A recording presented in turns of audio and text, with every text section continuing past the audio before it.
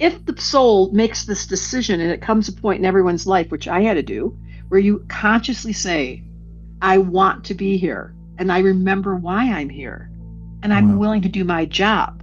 And now I Yeah. can't wait to get up in the morning and do a podcast.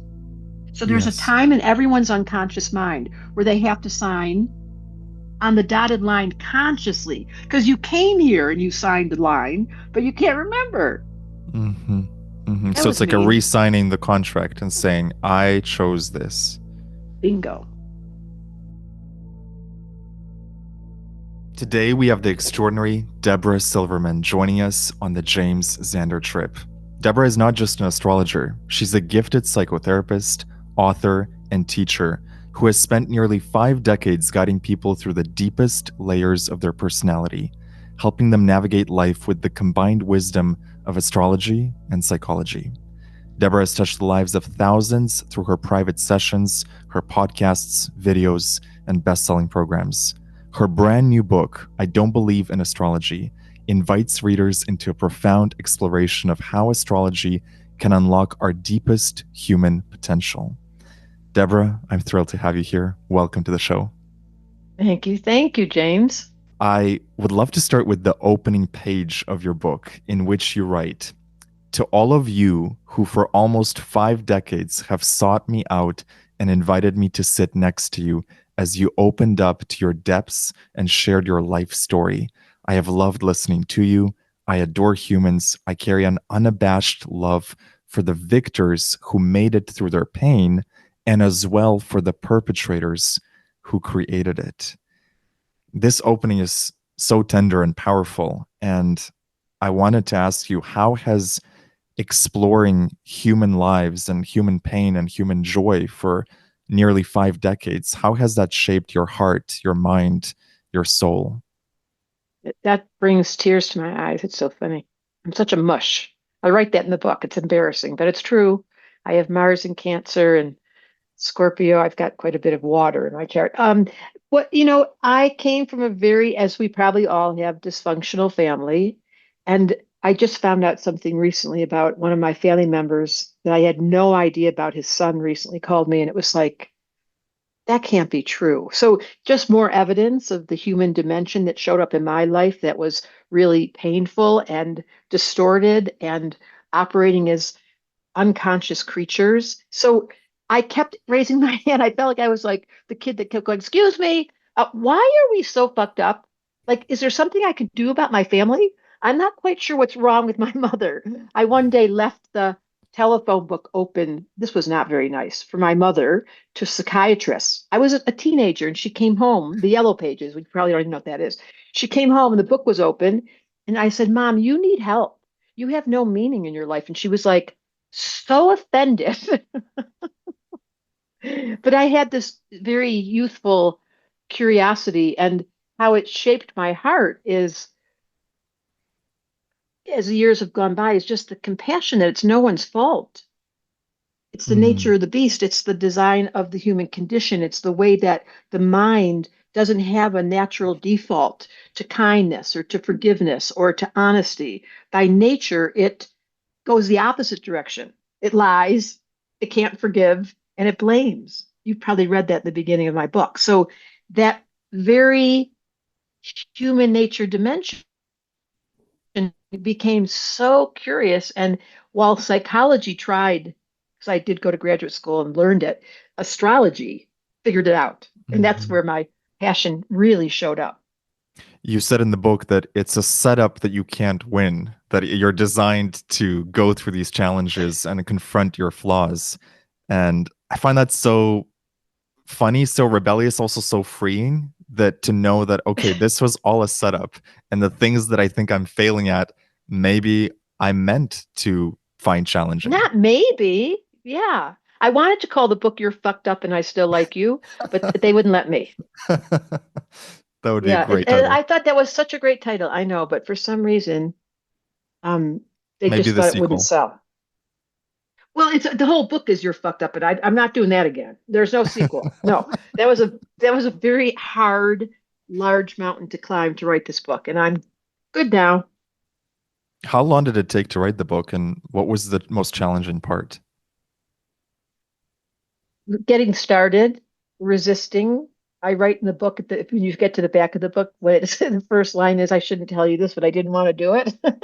I was, I was like, no, not another book, because I've written a book called The Missing Mhm. Element, and it wasn't astrology; it was the four personality types, and I really enjoyed the end result. But I am a Gemini, and um, that long focus that's required to, I don't know if you've written yet or done that. I see you're in a library, kinda. Virtual library. But writing is a very labor intensive project that requires excessive focus. Actually, your chart could do it because you're double Scorpio. People that can hold the focus for a really long time, Mm, it's a learned skill for me. And lucky for me, I had a co-writer who had written 13 bestsellers on New York Times, so she knew how to write. And mhm. she took all my classes and studied with me. And she made it way easier than the first book. The first book took me 20 years, Wow. Wow. Yeah, as like I an was reading it, elephant. it's written so professionally and so beautifully. I can't imagine how much hard work it took to synthesize all your wisdom and all your thoughts into this book. Yeah, it was a very labor intensive uphill walk. And I actually really enjoyed as I got into it and I got to tell all my favorite things, because I would not write a typical astrology book. I wasn't going to do one more. There's so many astrology books out there. I kept saying no. Publishers kept Mhm. approaching me and I kept saying no. But when they told me I could do it from a psychological angle, I was like, okay, I'll try. And it worked. Mm. How do you see the intersection between psychology and astrology for someone listening to this podcast? How would you explain it to them? Astrology is the architecture of the human condition. It comes in Mhm. 12 flavors and there's a lot of variations, but it's very succinct and it's airtight. It's like the wisest, most unbelievable intelligence was put in place by astrology. Psychology has much more of a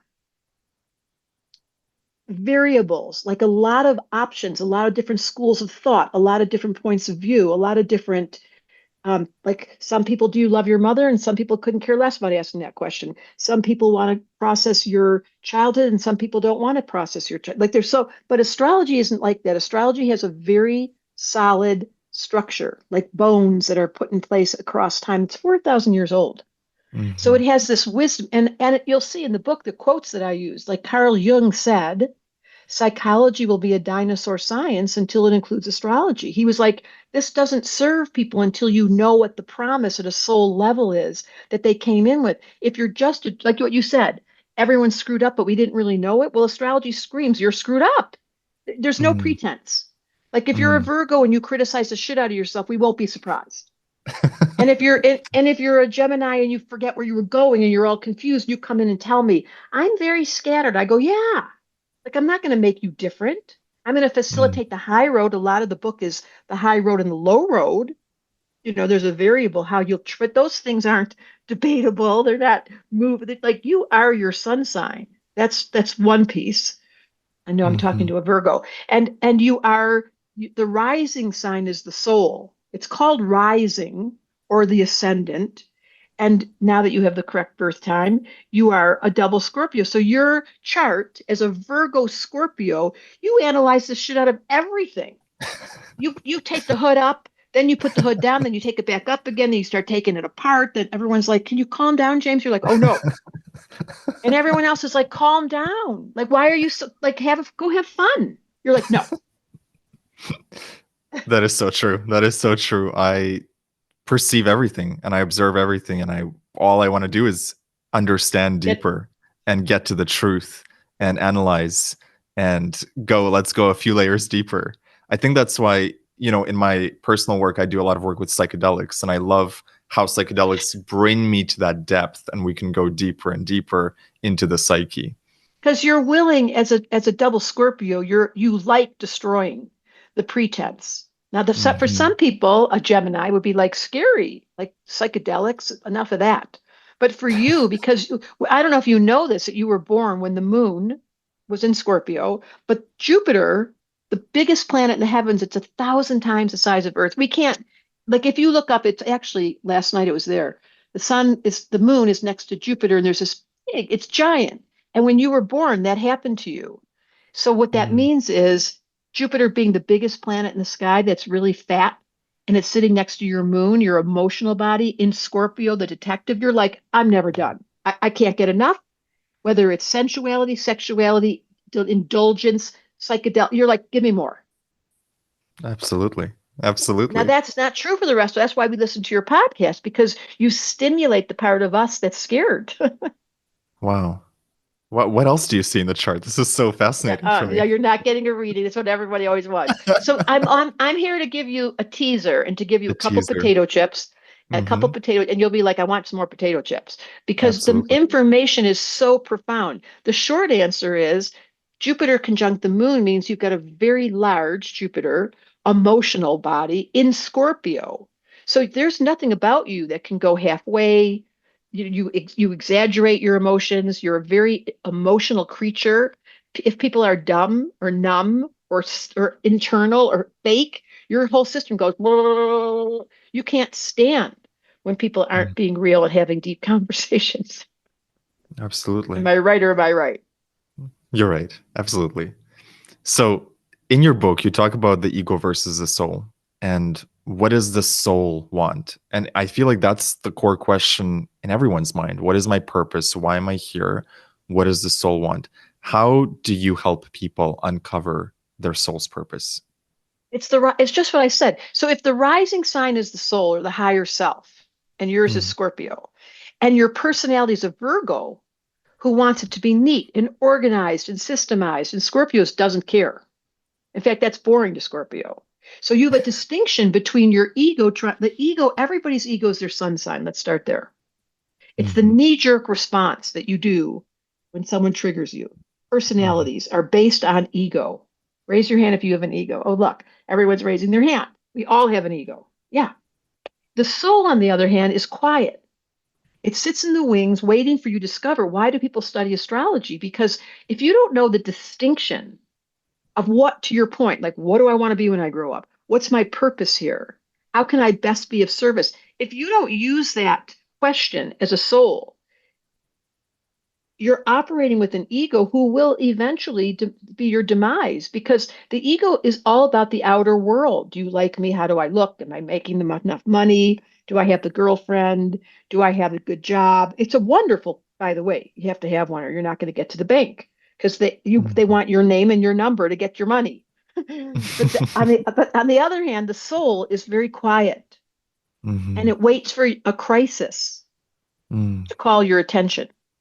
And that's usually about 28 or 29. Like I can look at your chart and tell you exactly when this is what's so crazy about astrology. Your crisis happened in 2014. Oh, Hmm. sorry, that's wrong. Beep, beep, beep. Oh, you're so young. Your crisis just happened last year. What Hmm. happened in What happened? 2024? You should have had a relationship shift or a move or a change of career or something should have happened. 2024 was one of my best years, I would Yes, say. okay. So your soul likes to have intensity. So what happened in 2024? Um, I doubled my income. My business started going really well. Everything. So in 2022, I moved to Bali and I started a new YouTube channel from scratch, a new podcast, new business. And it took me 2 years to really build all the foundational pieces. And I think 2024 was the culmination of everything that I'd been working on kind of taking off. But there wasn't any Well, that's traumatic, not like a there wasn't crisis. any, No, no, yeah, no. That's the result of hard work. There's two ways yes. Saturn return goes. Either Hmm. someone gets smacked because they're on the wrong street, or they get elevated because they did the 2 years previous. 28 to 30 is the years. I didn't know how young Got you it. were. Is when the soul begins to be stalked, and it can come through crisis if you're Hmm. on the wrong street, or it can come through success. It happened for me too. When Mm. I turned 30, I had a radio show and didn't see it coming, and my business just took off. But it's a symptom of evolution, one, and Hmm. two, hard work. And you are a hard worker. Absolutely. Yeah. Well, Spirit's watching you, and Saturn is the planet. In my book, I write a lot about Saturn. If you do your work, you guys, here's the thing. This era, the guys, you're because I'm almost 70, so I'm way on the other side. But your era is use social media, do funnels, get online, sell products. It's a lot easier, but it's a shortcut that doesn't have durability unless you go deep. Hmm. Now, James, your middle name is Deep. So you're going to keep going, going, going, and staying and drilling down. That's called Yeah. hard work. And then the results Hmm. will show up over on the other side. That took 2 years. So for any of you, cutting the corners doesn't work on this planet. It Hmm. just, I'm sorry to say, I feel like sometimes like I'm grumpy, like I'm the old woman going, I'm just going to tell you, if you don't do the hard work, you're not coming home. No, I totally get it. How do you navigate the bumps in the road? Because now my intention going into 2025 was this year is going to be even more expansive than 2024. And while that's been true in some sense, there's also been challenge and doubts and sometimes feeling challenged by life. And I'm curious, how do you recommend to your clients of how to move through challenge? Someone taught me this at a very young age. Be thankful for everything. Like this was an older woman. I think back now, and she was me. Yeah, she didn't look young, but she was me. And she said, I'm going to tell you a sentence and you're going to stick it in your pocket, and I want you to use it every time something goes wrong. Be thankful for everything. I was like, everything? She Hmm. was like, just keep the attitude that there's something in this for me to learn. And if that Hmm. attitude sustains itself at the difficult time with the question, what am I supposed to be learning? Yes. Is it patience? Is it trust? Is it faith? Is it knowing how to pivot? Is it Hmm. surrender? These are words that are going to stalk you. Every Hmm. human, back to being fucked up, every human has to use crisis to wake. I don't know why we have to use like, wouldn't it be so fun if we could just learn from we would get a teletype that when we were born it would come with our baby's body and then we have a little chart and it would say, okay, so at 28, 29, everything picks up. At 30, it slows down. Like and you were like, oh, well, that makes so much sense, but that's not how it goes. So you're But saying at that's what 30 it, it slows down a little bit. well, it does. It always goes, everything goes in waves. On the planet right now, we're on a decline. Huh. America is on the empire is collapsing. It's going down. Everything goes in cycles, said the astrologer. The sun and the moon go up and down. The moon goes big. The moon goes down. The moon goes big. The moon. That's the nature of this reality, period. Now, if I can weather the cycle, but here's the Mm. trick because my career, I don't know how much you know about my career. I spent a year and a half traveling with Sting all over the world, and I Mm. was his mediator, and I had no idea how to be a mediator. I made that job up because I could see at that moment when Sting, it was the reunion tour of the Police, and they hadn't been together in 23 years.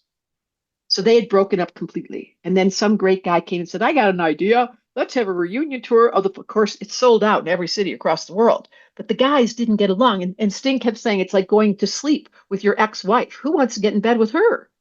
It's a Mm. great Hmm. analogy. And so I gave him a reading by circumstances that were extraordinary. At the end of the reading, I left. He then called me the next day and said, that was the most interesting conversation I've had in years. What do we do next? And I said, I need to meet your wife. And Mm. I went to, he flew me to California. I met his wife. And then she said, he can't do this tour without help. I said, I'm now a mediator. I mean, I've been a therapist and an astrologer, but so that career move was a significant marker in my chart. Hmm. I couldn't have predicted it, but it was very clear it was a destiny line and it changed the nature of my career. Now, leading up to that, I was just doing the ordinary thing, like you're doing the pack. Like I was playing the game very consistently up and down, success, not so much success, fertile cycles, winter cycles. And then all of a sudden, this trajectory happened where Madonna Yeah. showed up and all these famous, suddenly I was the astrologer to the rock stars. But it happened Mm. overnight. And I remember saying to my friends, listen, I was the same astrologer the day before I met Sting, but now I'm Sting's astrologer. So now this is ridiculous. But it did Yeah. reveal one of those waves. And if you're studying astrology, James, and you would love it. Your chart Mm. is built for it. Understanding rhythms and Hmm. cycles and timing is everything. That's not surprising to you. I think I need to get on board with that more because the ego that likes success, which is in me, wants the cycle to always be going up and up and up, and for there not to be this winter season. So definitely some surrender needs to happen there. And some awareness to be able to prepare during winter. You put things away Yes. because Yes. you know that food's going to be needed in the cupboard. So there is always cycles. I think there's a formula eventually, if I had to say, because my career, I just wrote this book, and within a Hmm. week it was a USA Today bestseller, which was shocking. That was so surprising, and an Amazon bestseller. And now we're aiming for New York Times. I don't know if that'll happen. Um, but my career has been constant, although it has those little waves for sure. But the waves, Mm. it's kind of like a spiral. It goes like it's a slanted spiral. It's always going up, but there's a moment where it goes down. That's just the nature Mm. of this reality. And what I can attest to is that you'll love, Mr. Virgo, is I'm always willing to do the work. Yeah. Like writing the book, I Yeah. had to edit every single sentence. Hmm. I Hmm. couldn't let the person I was writing with just go and run with it. I was like, excuse me, give me the Of course. chapter. I was annoying the shit out of her. She was like, I'm supposed to be your writer, not your, like, but I was like, no, no, no. I know how this life works. Yeah. Details and Yes. sincere love to serve. Now that's Absolutely. easy for you because you come that way. But some people listen to this, they're lazy. It's in the book. They're scattered, they're scared, they're Mm. insecure, and you have to do the internal work. It's like not everybody's a double Scorpio. Double Scorpio is like, I could do it. Give me the challenge. They get off on getting it. The harder the climb is, the more a Scorpio likes it. So, when you look at your own chart, I'm so curious, what parts of it were you initially resisting, and then which parts of it did you fall in love as you matured and grew older? This is a funny story. I love doing podcasts because I always slip out with something I had never told before. When I first started studying astrology, I read this one section about being a Gemini with Moon and Aries, and they called me superficial. And I was so young, but it said you're they actually used the word dilettante, which I didn't know what it meant at the time, but it's someone that does a lot of things, but nothing really good. And I was like, superficial. It was almost like an insult, like, wait, I'm superficial. Well, the truth was and is, if I'm not careful, I can skim as a Gemini, the surface. Mm. So that was a great awakening. Like, I didn't like that part. I don't like that part of myself. I also, as Libra rising, I cannot make a decision. It's embarrassing. So I figured that out. I have a company of 50 women, and I say to the women, hey, you guys, don't leave this with me. I'm supposed to run the company, but I need your opinion because I can't make a decision. So I know that about myself and I don't like it, but I balanced it by I have a CEO who's like the most decisive woman. She's so instinctual. She's so Mm. her body. I just listen to everything she says. Hmm. So I've learned to be careful about superficiality, to pay attention to my indecisiveness. I can't change that quality. I can support myself by having very decisive people on my team. Hmm. So you've taken every single so-called perceived weakness and you've turned it into a strength by finding the right team Totally. members, the right delegation.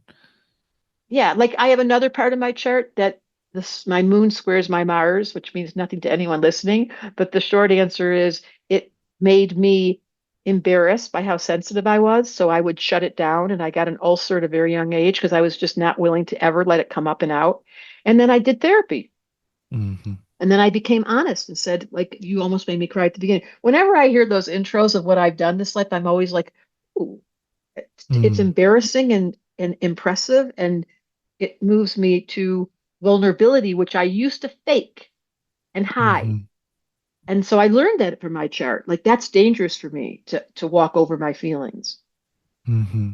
When you look back but at I'm your whole prone to it. life, when you look back at your whole life, what is the thing you're most grateful for to have lived through and experienced?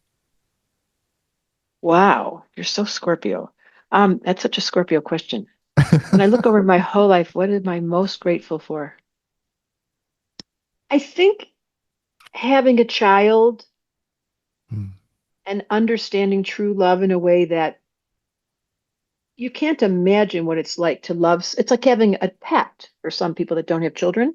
Um, the love, it's the mm, strangest feeling. So, I mean, people, I had a friend last summer watch my son walked in the room and she was like, we spent like 3 weeks together. And at the end, she whispered to me, and she was like, it's really obvious you're in love with him. Like, because I would like light up, like, and I'm trying not to be the Jewish mom that's obnoxious, but so that probably the single thing has given me, that's an obvious one, has given me a sustained experience of unconditional love. That doesn't mm, mean that he is always with me or, he's 32 and has a life and I'm a Jewish pushy woman. So he's had to really be careful. I have had to be very careful to not impose. Um, but that's been one of the most profound sensations as a human. It's weird. It's in your bones. It's in your blood. You just like look at that person. I love you. It's kind of like how the mm. dog looks at the master. That's kind of like how I am. Wow. And you must have like looked at your kid's chart from the very beginning and like Oh, oh studied yeah. And everything about it. of course, I was staring at the clock when I was giving birth. They were like, "Come on." You're like, I'm not ready yet. Wait. It has Yeah. to be the I was perfect like, okay, placement. okay, okay. The first thing that happened as he came out and took his breath is I turned to my husband and I said, "Get the computer. That's hilarious. That's It's hilarious. real." And when you look at your life, what's been the most challenging part for you to navigate? I have not had the good karma of a sustained relationship. My husband died, and my karma, I have Saturn opposite Venus, and it's puzzled me that I figured it out now, that I wanted to learn about my love for God, life, spirit above the human condition. So that meant rather than have the nutrients of relationship as the food, Mm, I had to use a different strand, a different stratosphere wow. for nourishment. And that wasn't, I didn't see that coming. Hmm. Why do you think that's your path? And how did you figure out that Well, it was Saturn's part of your opposite. karma? So Saturn is karma, the planet of karma, Saturn, and it's Hmm. opposite Venus, the planet of love. So it wasn't a total surprise. Like that's a very unusual to have those two planets exactly opposite each other. So that wasn't a surprise. It's real. I imagine it was karma from past lives, but I think it's more like at first I misinterpreted it and thought they're mad at me, like I'm being Hmm. punished. That's what I first thought. And then I thought, you know what? If I can love life without the reflection of another or the comfort of my nervous system having a lover, a sustained lover, um, that must be a really like writing a book. It's a tough Wow. road. It's a high effort. And now at this point, I'm like, it's kind of cool. I'm like, okay, guys, that was my karma. This is my dharma. Hmm. Surprising. Wouldn't surprise me if someone showed up because I've so surrendered. I Hmm. had a dream once in the last 2 years where my dead husband showed up in the dream and he said to me, I'm going to show you your shadow. And then all at once, I closed my eyes and there was music, like a rainbow of music over my head. And a little lady came up to me. She put a chiffon over my eyes and she said, whispered in my ear, it's not that you're lonely, it's that you won't admit you want a relationship. And I woke up and went, that's my shadow. Uh-oh. Wow. And it's kind of true. That you don't want a relationship. Unconsciously, my shadow Yeah. is that I've surrendered to that so hard that I've given Hmm. up. So this is a very unusual podcast, Mr. Double Scorpio. I don't usually tell these stories. Um, yeah, I've fallen in love with my fate. I have a song, falling in love with your fate, falling in love with your fate, falling in love with your fate. Like when my husband died, I had to fall in love with my fate. And I would be dishonest to say it's easy to do that. At the same time, I have a lot of muscles. Like it's keeping me young. Mm. I do yoga, I work out, I swim, I climb, I keep my destiny of promising to accept this reality without going like this. I'm so tired. I don't like it here. I can't believe Hmm. this aging thing. No, no. I'll Mm. accept my fate and I'll fall in love with it, even if I don't like it. How much of our life do you think is fated and how much of it is free will? I'm sure you get this question all the time. Yeah, every day. Um, a lot is written in the stars. Us doing this today, your dog, your mom and dad, that first relationship, that kid that bullied you, all of these are written. Wow. It's very intense how much is written. And you'll see it when you get home in the Akashic records. There's no question. There's absolutely no question. The first relationship, the second relationship, the heartbreak, the abuse, all of those things are written. Now, the variable of free will, what will I do with the story? How will I translate the victor is I took the perpetrator story and I turned it into the question I earlier asked. What am I supposed to be learning? Hmm. And how do I fall in love with my fate? That's all I've been doing every day. How do we fall in love with our fate? It's a decision. That's the free will button. The Uh-huh. free will is not in the circumstances that you're in Bali or that you're whatever your situation is. All of that was written. You were going to move and at that age that was going to happen. The financial Yeah. thing is written to the degree that you can change it is with your this is Joe Dispenza's work. You change your mindset. You start Hmm. to you can't just and this is the big trick, you guys. Don't go positive and go, I love who I am and every day's perfect and I can't wait to no, that's bullshit. You can say, you can do all those practices, and then when you bump into your human, you get Yeah. vulnerable and real, and you turn to your best friend, your favorite double scorpion, and you go, I'm so fucked up. I'm so disappointed. I'm so sad. I'm so mad at myself. I'm so disappointed that life did this to me. And you discharge the negativity, you detox it. You've got to get it up and out of the body. And then Uh-huh. you go back to, I think everything's perfect. Life is just as it should be. I'm created my own reality. I'm here because I've decided, like all those new age things. They're true, but they can't step over the human Mm. emotional body because everybody ran to be in a body in this life because they wanted to feel. Hmm. All the aliens look at us and they go, look at that water coming out of their eyes.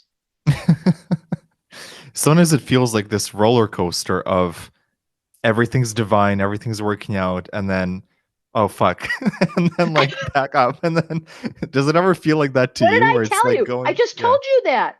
Everything yes, goes like this. Everything yes, goes up, that goes down. The sun and the moon, the man and the woman, the Republicans and Democrats, the Europeans and the Americans.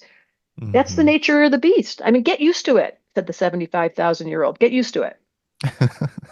What do you foresee for the rest of 2025 and maybe 2026? Is there anything that we should You don't want to energetically ask me be? that. All right, how come? Well, look what happened yesterday in Portugal and Spain. The lights all went out. I mean, Yeah, did you hear about that? yes, I heard There was about a it. complete blackout. That's just the beginning. AI is coming. Mm, Announcement. It's mm, much more intelligent than we are. And we are a cancer. We're on this planet hurting the host. We hurt her. I get Amazon. There's plastic in the water. There's plastic in Antarctica. There's no more what's going on in the oceans with the coral. I hope somebody knows. mm, Jeff Orlowski's film Chasing Ice, who lives down the block from me, was a documentary on, you've got to go watch it on Netflix. It's beautifully done, but it's the truth. We are destroying her. So if you mm. don't think there's consequences, now, do I want to talk about 25 and 26? Astrologically, it's ridiculous. It's never happened before in the history of our awareness. We have records astrologers do for thousands of years. We can look at the planets because it's all predictable. This is the cool thing about astrology. It is completely constant. Mhm, Think about it. mhm. Doesn't matter. It's sun's coming up tomorrow. The moon is moving in perfect increments. It never changes. Now that system never changes. Even Wow. Mercury going retrograde is predictable. It's every single part of that system is constant. This is why I have so much faith. So 25, 26, particularly 26, is insane. Every single outer planet changes. This is worthy of all of you to go Google any astrologers. They talk jargon, unfortunately. I talk English. Like if I say to you, Jupiter's on your moon, now you're going to think 1,000 times the size of the Earth standing next to my moon in Scorpio. What does that mean? Oh, I'm such an intense, emotional creature. I think things are funny that are dark and weird. The weirder Mm. things are, the more funny, the more you laugh. That's like totally non-sick. Like we're not like you, James. Have you noticed? Your sense of humor is so different than ours. Mm. Have you Mm. noticed that? I think I have noticed it. Yeah. Yeah, Like definitely. you can make things funny that no one else gets. Back to 2526. Every outer planet on November 19th, 2024, Pluto entered Aquarius. On May 25th, 2025, Saturn's going to enter Aries. In April 20 or March 2025, Neptune for the first time in 175 years entered Aries. The last time it happened, we had a civil war. Hmm. Uranus is going to enter Gemini for the first time. It's AI all over. We don't know what it means except that the intelligence of this existence is stepping up and it will not include the human brain. We are not going to catch up to AI. So there's radical. It's like we're going into Disneyland and we're entering, I don't know how many of you remember this. There was this thing called, it was in Disney, it was in Florida. What's that called again? Not Disney World, but Epcot Center, and they took you to the future. This was so funny. They had a ride, and it Uh-huh. was going through dinosaurs to start with, and you would see the caveman, and then you turn the corner, you'd see Shakespeare, and then at the very end of it, as it came to the future, the thing turned backwards, and you went the whole part you were in, and you saw televisions where people could see each other like this. Like I remember seeing it going. There's going to Mm. come a time where you can see a television on a phone Hmm. call. Like it was radical. I feel like we're on that ride now and everything's turning backwards. And the next version is going to be AI. And we can't, reason why the share turned backwards, we can't predict what's going to happen, except I can promise you, if you watched anything about AI, in 2 years, it will, every 5 months, it doubles its intelligence. It's way past us. Can write better songs, can write better movies, has the ability to do the math, wins the chess game. It's completely past us. 100, you know that. Hmm. Hmm. So where's it going to go without the governor, without the consciousness of mindfulness? Well, it's going to figure out that we are not good for the planet, Hmm. and that humans are not supporting the host. It's kind of obvious. But do you And see that, what is the highest timeline for us as humans? What do you see well, as what's this? going to happen is a new version of the human is coming in. At the end Uh-huh. of that, which will be probably by 2029, the entrance of AI will have to produce a different system for the human condition. We can't keep taking people out of the country and telling them who's allowed to be white and black. We can't keep telling people who's allowed medical treatment and who's not. We can't keep, airplanes can't, there's everything is going to change. I hate to talk Hmm. about this, but of course you've asked, you're such a intense creature. You're bringing out, they're going to say to me, my team, how is the podcast? I'm going to go, oh my God, he like got every one of my secrets and I had to go right hard ball on. It's fun. It's fun to dig deep, you know? Oh, yeah, it's not going to be fun. The transition is not going to be fun, James. It will be Right. beautiful on the other side. We will hit Mm. utopia. We will reach a different level of the human condition, but the transition, Hmm. not easy. When you Okay, unmute that you, was completely hysterical. Right at the moment that we talked about the transition, the thing froze. Can't make this shit up. you can't make it up. It's all You divinely have to keep timed. that in your podcast. That was the perfect transition. We're talking about the end of the world as we know it. There's an awkward transition. We freeze and then we come back and we're better than ever. So, long term, your outlook is optimistic for the human race. Totally. I'm a total optimist. As an astrologer, what I can tell you, it's not a question, is Hmm. everything keeps moving and Hmm. the earth will survive. The Yeah. human condition needs a rewrite. We're mean. We're selfish. We're fucked up. Mm. One of the I'm things I've okay with been that.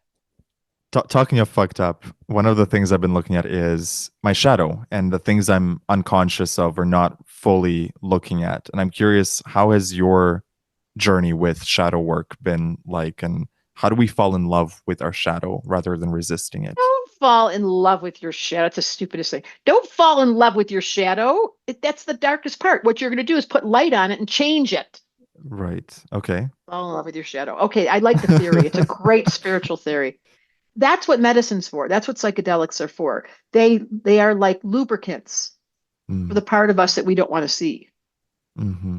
They make us purge. They reduce us to vulnerability because we're so emotionally retarded. Oh, you're not supposed to say that. Um, yeah, I get in trouble on my team. Don't say that word.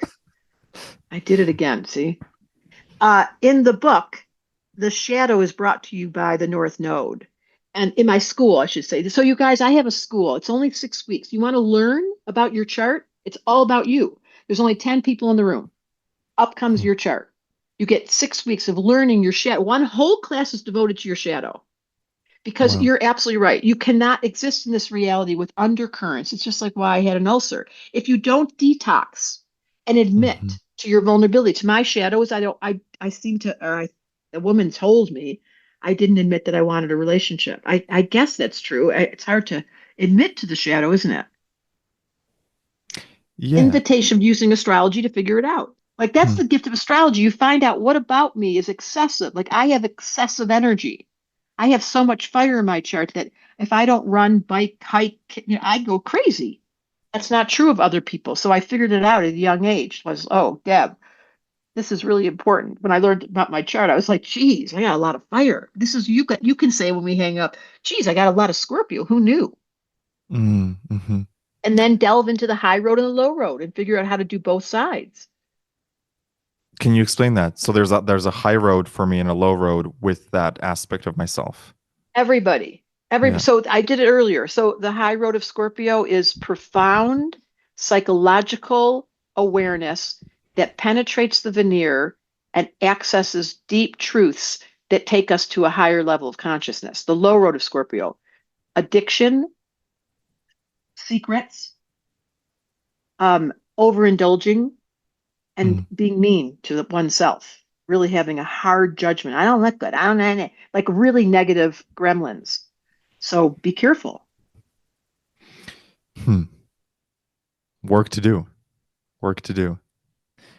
As you've worked with thousands of people, are there any collective patterns that you see that we're all collectively struggling with or going through in all You of your should be a readings? therapist. You should definitely be. I hope you're being trained. That's what astrology. You can become an astrologer, which is a therapist, because you go into their psyche. You're so good. But the deepest wound I've seen in the human psyche as a universal song changes the moment we realize we chose to come here, we volunteered. If there's any ambivalence in the unconscious mind that doesn't like it here, doesn't feel loved, doesn't feel wanted, feels like they're off track, doesn't believe in God, any of that negative spin that lingers, it will create illnesses, it will create symptoms, it will create all kinds of external versions. If the soul makes this decision and it comes a point in everyone's life, which I had to do, where you consciously say, I want to be here and I remember why I'm here and I'm Wow. willing to do my job. And now I Yeah. can't wait to get up in the morning and do a podcast. So there's a Yes. time in everyone's unconscious mind where they have to sign on the dotted line consciously because you came here and you signed the line, but you can't remember. Hmm. Hmm. That So was it's like a mean. re-signing the contract and saying, I chose this. Bingo. Sometimes that can be hard for people if they've had early childhood trauma or something has happened to them. What do you say to those clients who maybe are like, I would never have chosen this? Um, how do you kind of guide them back into the light and into I'm their going to own tell you sovereignty? you've read this in my book as you'll hear it. Every one of your stories is exactly the assignment you were given. Hmm. So you want to succeed? You want to know who you work for? Do you want to remember the contract? Just look at the evidence. I chose to be raised in Detroit. What was wrong with me? I chose to be raised in a Jewish family where my father was in the mafia. Huh? I chose to be raised in a family where both my brothers were Scorpios and one of my brothers was on heroin. Like it was just insane what I chose, so to speak. Now, I at some point I remember saying I was on drugs. I must have been tripping. Why would I choose that? And as the years have gone by, I realize now there is nothing that I can look at in a client or as a therapist that scares me because I've seen it all. And so I'm a Mm. very equipped human because I've been in the darkest warfare lands where people's psyches are so violent, mean, and unbelievably unconscious. And I made my way out. But now, if you come to me and you bring me your problem, I'm like, I can sit with you. I'm not Hmm. scared. Been there, done that. And furthermore, I got out of the dark and I can show you Hmm. how to come home. But there's nothing you've taken on, you guys. Whatever's going on in your life right now is exactly what you were supposed to have handed to you based on the Akashic records on your chart, on your soul. And once you get in alignment consciously with your chart, is that what I signed up for? It Hmm. becomes a really powerful exercise of consciousness, free will, choice. How long do you think we are here to play this game? Like when you think of reincarnation and cycles. I think the whole I think we're at the end of the movie. So Uh-huh. yeah, we are at we're doing the work for our ancestors right now. Everyone you know is clearing out every ayahuasca, every psilocybin, every MDMA, every trip you do. You're cleaning Hmm. out the unconscious. You're doing a cleanse. You're taking out the toxins that were put in place through your lineage so that the next rendition, as we move towards the new version of the human, you are helping. What you're doing, Mr. Scorpio, this life is you are helping set up the next generation. I feel that. I feel that. Truth. And for myself as well. You know, every time I Well, do a there's only mushroom one of trip, us it's here. There's only one of mm, us here. Every time you do a mushroom, you're doing it for our family. mm, wow. Wow, I love that. So it's not just like a selfish mushroom trip, it's also for the collective energy. 100%. You're doing it for your ancestors. They didn't do mushrooms. They didn't Hmm. know how to clear out their unconscious. They didn't know Hmm. how to set up the stage for the new version of the human. They were completely victims. But sometimes on a particularly deep trip, I'll there will be so much work that I still have to do, and I'll be like, "Holy shit, how many more lifetimes will this take me to get through all of this?" Because it seems like the work never ends, and there's always So more to dig up and more that's to right. heal and So more if to you're a uncover. Virgo, Scorpio, you will never stop being wanting to work. As a Gemini, Aries, I'm like, I'm done with that. I did my trips. Yeah, I'm now doing the fun factor. I spend every day thinking, what can I do today for fun? I love that. I love that. So, what have you been doing for fun? What's lighting you up these days now that the Oh, book is finished? I don't use a car. I only ride an electric bike. I never get in a car for the last like 10 years. So I'm like woo, woo, woo, all around town. I live in Hawaii every winter. I spend every day in the ocean or in a pool, and I am in the sun Hmm. with full abandon being made love to by the sun. 93 miles away, 93 million miles away, perfect distance, my best friend, the sun. Hmm. I have the most amazing friends that have been with me for 30, 40, 50 years. I'm going to my Hmm. 50th high school reunion in July, Wow. Wow. and I'm That's going to be a so trip. excited. You know what I'm doing? Don't tell anyone because they won't be watching this because they're too old. I'm putting a book under every single person's chair. Are you going to read all their charts and I see already what's going to did. happen? I memorized. I have like an idiot of savant. How do you say that? You know, a Uh, savant is someone that has a specialty in one area. yeah. Now that I've met you, I will never forget your chart. I'll forget your name. Ah, wow. But you'll never forget the chart. I have something. It scares everyone in my company. Like I know That's all the. amazing. It's so, but it's kind of a sickness because I don't know where my purse or my phone is ever. They left that Hmm. out, but they put this big disc of astrology in my head. So high school reunion, 50 years. That's going to be trippy to see where everyone is at. And have you stayed And in touch with they them? call me Peter Pan. Yes, I have. I grew up in a very small Jewish community, and I didn't age properly, so I'm really looking forward to that. I have lots of things. I have yeah, such great. This life. I live in Boulder, Colorado, where it's mountains and gorgeous and sunshine. Hmm. 300 days of sunshine in this state, and you know, and I'm taking a class called Preparing to Die at Esalen, which I love this man who you should interview, Andrew Hmm. Holcheck, or at least read about him. He's a Saturn and Scorpio. Andrew Holecuk, and he is all about preparing to die. He talks about the dream state. He uses lucid dreaming to show you how to get to the other side while you're still on this side. what? Whoa. And what is on the other side? What did he discover?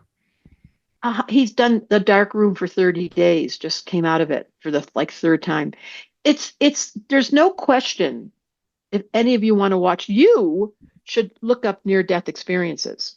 Hmm. There's a Hmm. man called Anthony, Chene, Anthony Chen. He's done hundreds of near death, beautiful videos. You guys just write it down. Chene, Anthony Chen. And there is no question in my mind, after studying for probably 20 years near death experiences, that it's just a dream, another dream. So you leave, this is a dream.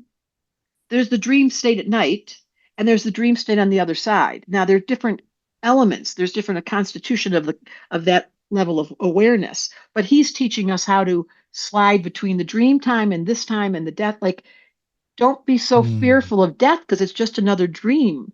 You change your address, but you're still in consciousness. You can't get rid of your soul. Uh-huh. Hmm. Is there a dream beyond the dream? What's outside of I this could not container? answer that, but he could answer it. He knows it. I can't answer that. I just know that without a question of a doubt, the dream is real. And now I have to go because you've got me all an hour. Nobody gets me for an hour. I'm going to push the button now. I'm so grateful for this conversation. And Deborah, thank you so much for your time, your presence, your wisdom. Is there any place you want people to check out where your work is, your Just school, go your to book? it's 3 words, Debra Silverman Astrology. There's a school, starts in September, starts in January. There is a book, 2 books. One's called The Missing Element, no astrology in it at all. And the second book, I Don't Believe in Astrology. So Beautiful. funny, the title. I really wanted to call it You're Fucked Up and I Still Like You, but you heard that story. And I Beautiful. hope to see you, James, in the school I'd in love to September. join. I'd love I'm to going to talk to join. my people to get you in that. Thank you so much, Deborah. Thank you. Love, love, love.